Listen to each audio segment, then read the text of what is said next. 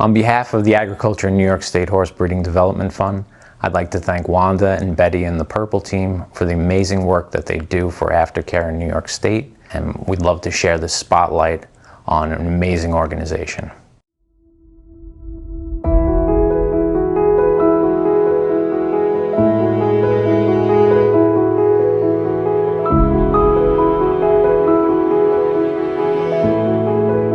The Purple Haze Standardbred adoption program was created in 2018 by Wanda Policini. Her dream was always to have a program where she could retrain standardbreds off the track and rehome them.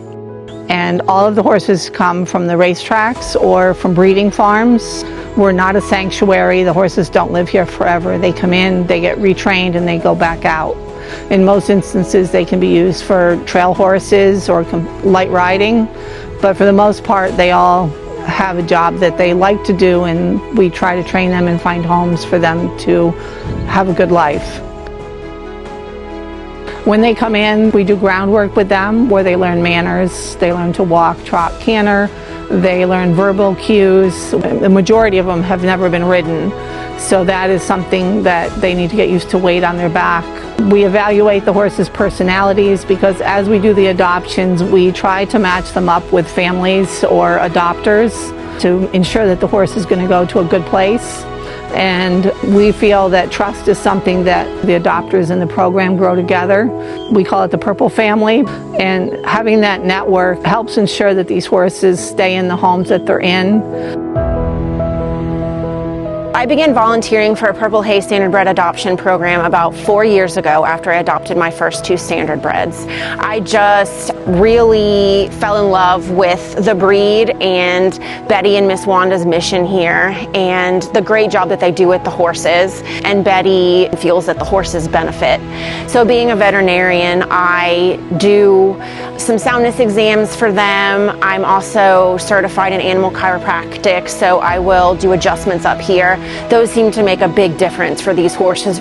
I just feel like Betty and the volunteers are the boots on the ground putting Miss Wanda's mission. Betty really wants what's best for these horses. I feel like she does a great job of pairing the horses with the potential adopters. She just has a knack for it.